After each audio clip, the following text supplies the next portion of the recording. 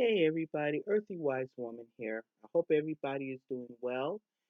Um, it is the weekend before the 4th of July, and I wanted to take this time to make a video about healing candles.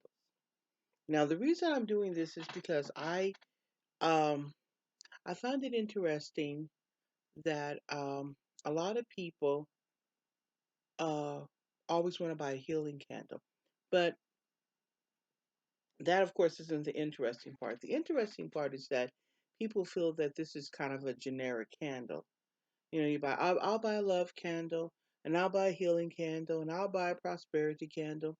None of these candles really should be considered generic because they ought to be considered personal.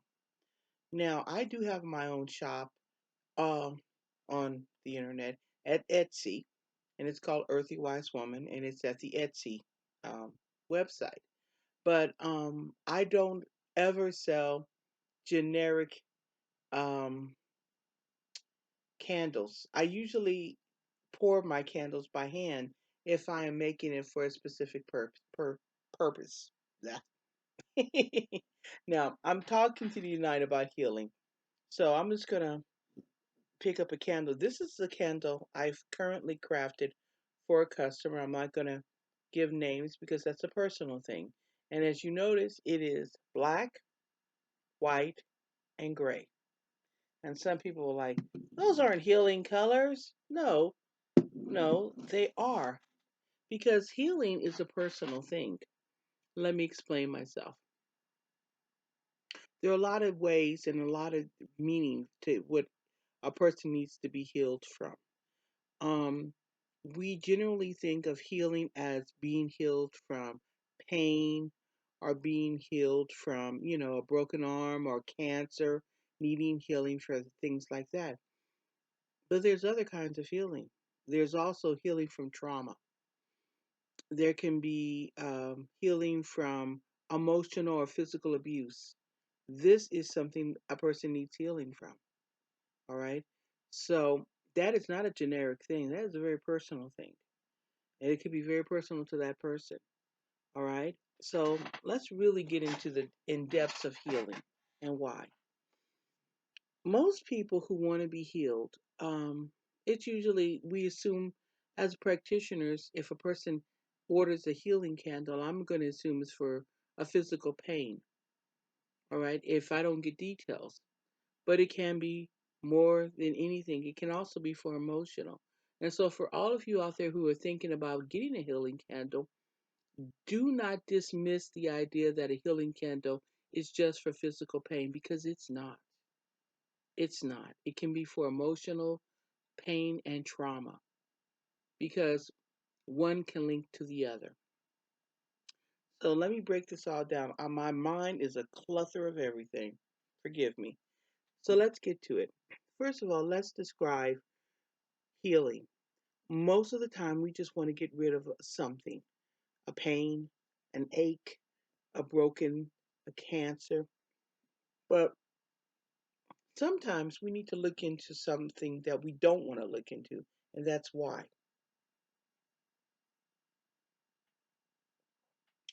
Why did we get this? Why did we get this cancer? Why did we get this chronic backache? Now, I say all that to say this. I'm gonna give you. I'm good at giving stories, so I'm gonna give you a story. Some years ago, I had a lover. Yes, I did. Who was quite a bit older than myself. I'm gonna leave it at that.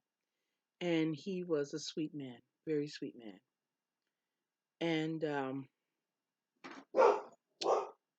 forgive me for my dog. And he was not able to achieve a, I want to be tactful when I say this, erection. He was unable to achieve one. And yet he was the most thoughtful, caring, loving, tender lover I have ever had the pleasure of being with. And one day, while we were in bed together, yes, he said to me, he goes, um, I'm rather happy that this happened to me and I'm not able to fully achieve that particular function any longer. And I'm like, why? Why are you happy about that? And he said it was because when he was a younger man and was able to do all of that, number one, he was a thoughtless person. He was more into self gratification and less into gratifying the needs of his partner. And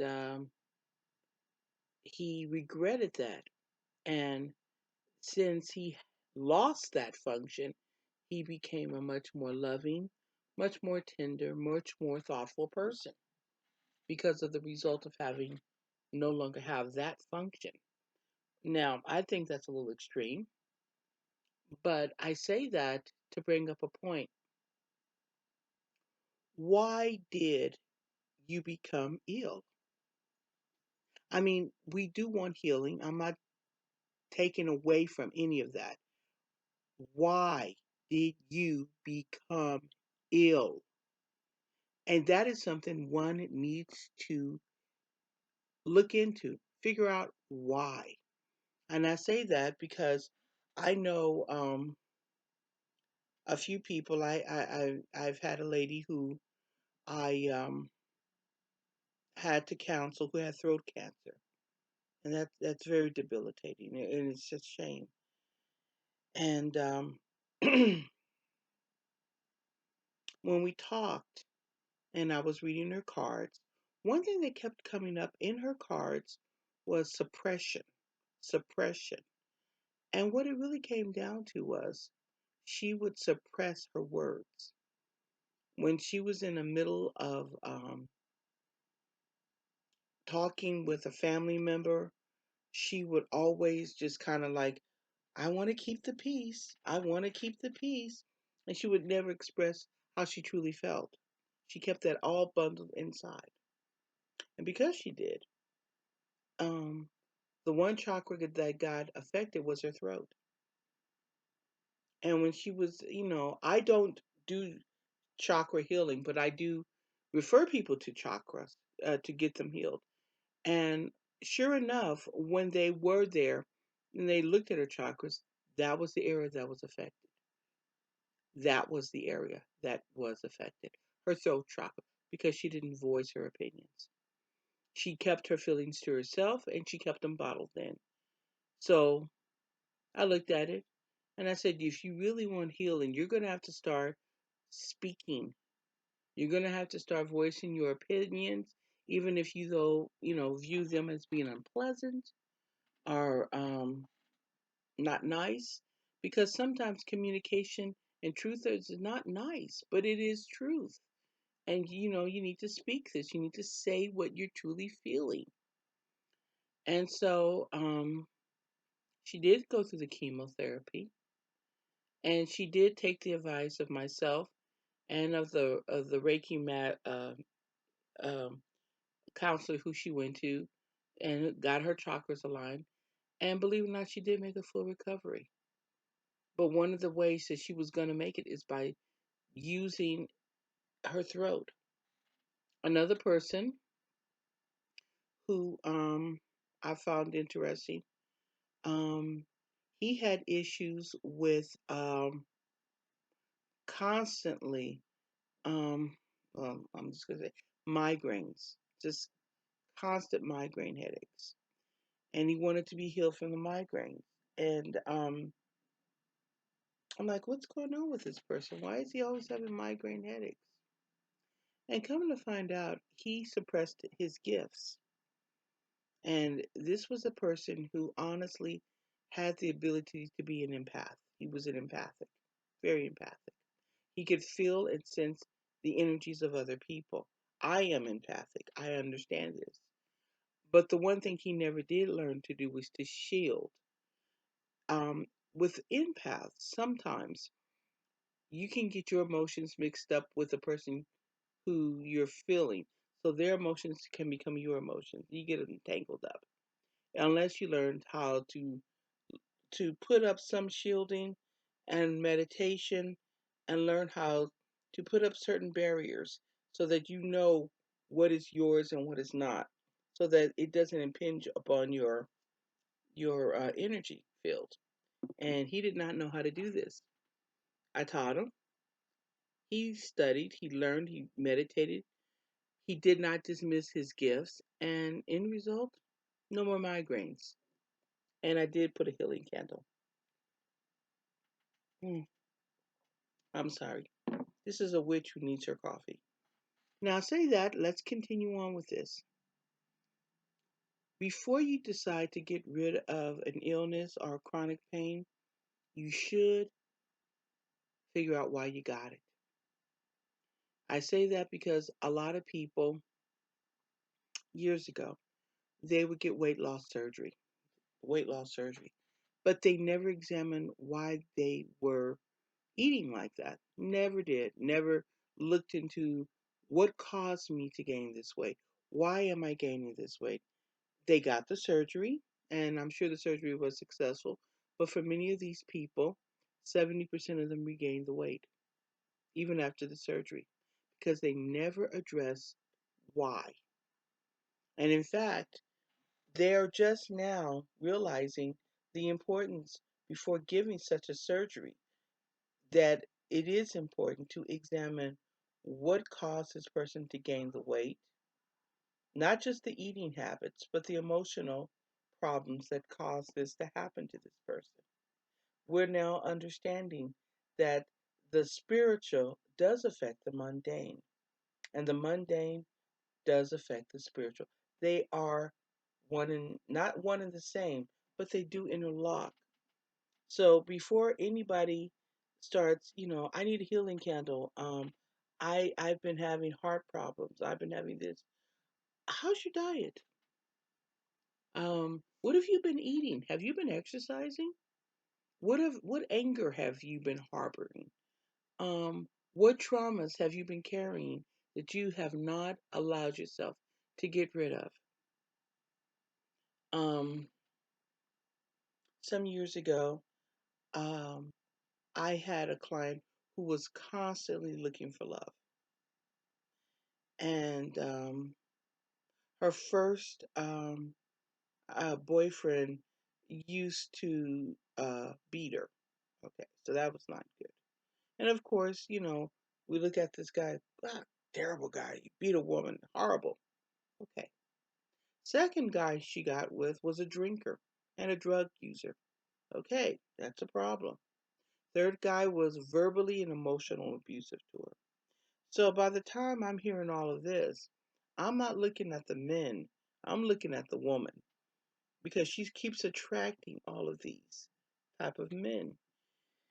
And we talked, and I realized, when she got down to talking about the family life, she witnessed emotional and physical abuse between her parents. And to her, that was a perfectly normal thing. It was something that happens. And she needed healing, not to find love, because if she kept on, she would find love. That was never the issue.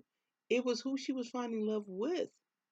She was finding love with abusive, verbally and physically abusive, and destructive men. So we needed to heal from that behavior and examine why, and examine who does this behavior belong to, and heal from that. And then after that, she could find healthy love, a healthy relationship. Okay? And now, for some of you, a lot of you say things like, well, I hurt myself on my job. I really injured myself. And when you start examining your job, you guys probably could have been workaholics, worked all the time, never took days off, worked 12 and 14-hour days, and you got injured. And now you're stuck at home and you're miserable. But while you're there, before you start, I want to get healed, what were you not doing at home? Were you not spending enough time with your family? Were you avoiding family issues and family situations by going to work instead of addressing things with your children or your spouse? Were you using work as a crutch? And now that crutch has been taken, and now there are certain areas of your life you need to look at and address. I mean, what was it? Okay, because sometimes we have to remember, even in magic and in the mundane, for every action, there's an equal reaction. Okay? And sometimes you do draw things to yourself. All right? You know within yourself, I need to spend time with my children. I need to spend time with my husband or my wife. I really need to spend time. And in the back of your head, you're thinking this, but you're not doing anything to make this happen. But you're putting out the energy. I really need to spend time with my wife. I need to spend time with my children, my husband. I need to be home with them. I need to be home with them. And you're saying it, and then bam, something happens and you're home. Now, I'm not saying that's the greatest way for it to happen. It's not. A car accident, a back injury, a neck injury, that's terrible. That's terrible.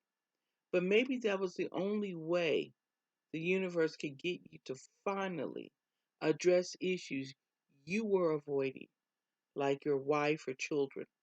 And that was probably the only way it was going to happen. Because even though you knew you needed to deal with these issues, you weren't dealing with them. Okay. A lot of times when it comes to people, when it comes to diet, it usually takes a wake up call for them to change their habits. Um, Such as people who overeat. They can be the most skinniest people in the world, but they eat like crazy, or they eat the wrong foods. And their wake up call is going to the doctor, and the doctor says to them, wow, you've got type 2 diabetes, or your cholesterol level is really high, or your blood pressure is pretty high, dude, or you have sleep apnea. This is not good. And it may take that one action to change their behavior. Okay? And in that, all of that, the thing about it is, I look at this and I sometimes say, well, what if they got this diagnosis from the doctor, they get a healing candle, and the situation changes and the disease goes away? Okay, that's great that the disease goes away, but has the person corrected their behavior that caused this in the first place? And that's what I'm trying to say. Disease is bad. Being sick is bad. I'm not saying it's good, it's not. But it does give us an idea of what needs to be changed in our lives. It gives us a moment to stop and examine ourselves. As practitioners, as spiritual beings, what am I doing that is causing this behavior in my body? Okay? What am I doing? Because here's the thing, people, we're not victims. We may want to feel like we're victims. We might feel like we are victimized. But ultimately, we are responsible for our behavior. Okay? So I don't think a person should get a healing candle and take the approach of, I'm a victim here. I think that when a person finally reaches for healing, it should be, you know, I have done some careless things. And as a result of my careless behavior, this has happened to me. And I need to look at my behavior. And I definitely need to change that. And I definitely need to do something that causes me to make better choices. And I need to make better choices. And, yeah, I need to do this. But I need to get rid of this backache. Now that I realize what I'm doing and why it came on, I need to get rid of it once and for all. And that's where you can get that spiritual healing, because now you realize what caused it. If you do not know the cause of a problem, you're not going to really get a cure. You'll get a temporary reprieve, but it's not going to be a cure because you don't know the cause. So you're going to keep on doing the same thing that caused it the first time. Um, I was told that A lot of people who get kidney transplants, usually they have to get more than one. And I'm like, why? I mean, you got a kidney. That's enough. Yeah, but the reason why in some cases they have to get more than one is because they never changed the behavior that caused them to lose their kidneys. So they're still doing what they were doing before, and they didn't change that. As a result, they need another kidney again. Okay, so I say that to say this. When a person reaches, say, I need a healing candle, before you do that, ask yourself, what, excuse me, oh boy, what did I do to cause this? You know, don't take the victim approach. Don't take, it wasn't my fault. It wasn't my fault. I got hit by a car. That wasn't my fault. Okay, that person may have been asleep at the wheel and hit you with their car. Why were you there that day? Um, examine everything. And the reason I tell you this is this. You may want to say, it wasn't my fault, it wasn't my fault. The more you take responsibility for your life and your actions, the better magic works. Okay? Because you are taking responsibility, which means you're taking control. All right? And magic is about taking control. It really is. So here's the thing. You can light a healing candle and be a victim. Oh, my back is hurting and nothing is going right. I need healing. Oh.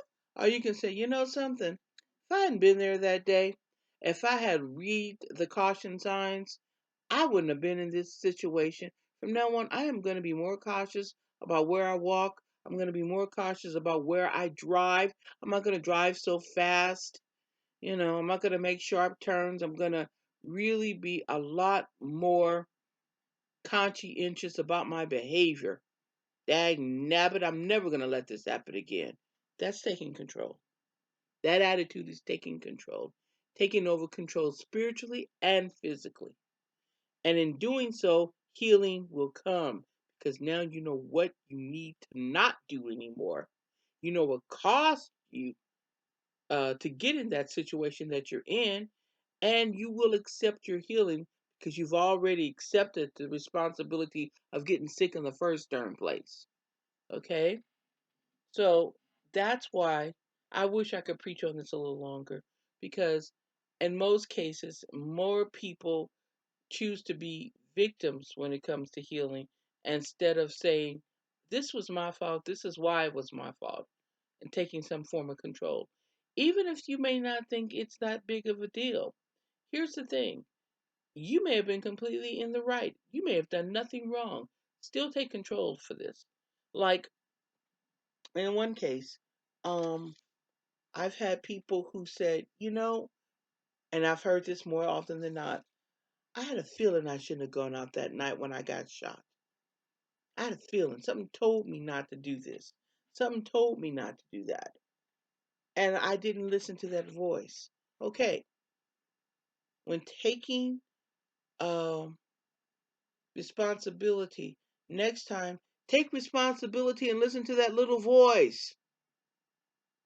You could have avoided being, you know, shot in the back or stabbed or something if you had just listened to the little voice.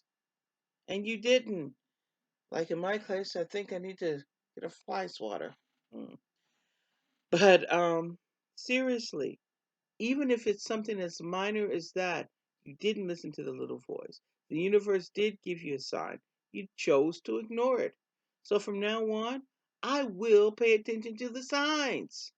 If it says don't turn right, I won't. I'll listen to that inner voice that tells me this is not a good idea. That is a form of taking control. When we take control of our behavior, when we take control of our choices, when we take control of our illness, we can change them. But first, we have to take control. You cannot be the victim. You have to be the victor. the one in control. So even if you have to say, I caused this behavior, hey, I've I've seen people who've had workplace accidents, and they were saying, "Yeah, I was a little tired that day. I should have called in sick, but I need to get my work done." No, you should have called in sick. Okay, you should have called in sick. Oh, I wasn't paying attention. You should have been paying attention. I looked down for 1 minute. You shouldn't have looked down that 1 minute. In other words, take responsibility. And in taking responsibility, you are taking control of not only your illness, but of also your healing. Now that I have hammered that nail's been hammered so deep in the ground you can't even find the head of it. I want to get onto this candle. Now, believe it or not, this is a healing candle. Now, some would say, well, where's healing colors? I don't see any red. I don't see any blue. Okay, and those are traditional healing colors, and they are. This is something not to heal the physical body. This candle is to first heal the person's mind, because this person has dealt with a lot as a result of his illness. Um, his life changed dramatically. Okay, so I used black to banish and get rid of the negative energy that he's drawn to himself during this time of tribulation that he's been going through with his illness. The white is to just draw in all the positive energy that he needs. He needs all the positive energy. The gray is to neutralize everything else, to get rid of all of those just like spiritual dust bunnies in the closet that he's dealing with. And this is just for emotional. Now, I know that in most cases he's already done the physical things, but the emotional will help him with the physical. I have no doubts about that. And that goes for you too. All of you out there, before you light that healing candle, get yourself emotionally healed first. Emotionally. Ask yourself the questions. I'm going to reiterate this. Why did this happen to me? How did I bring this on myself? What did I learn from this experience?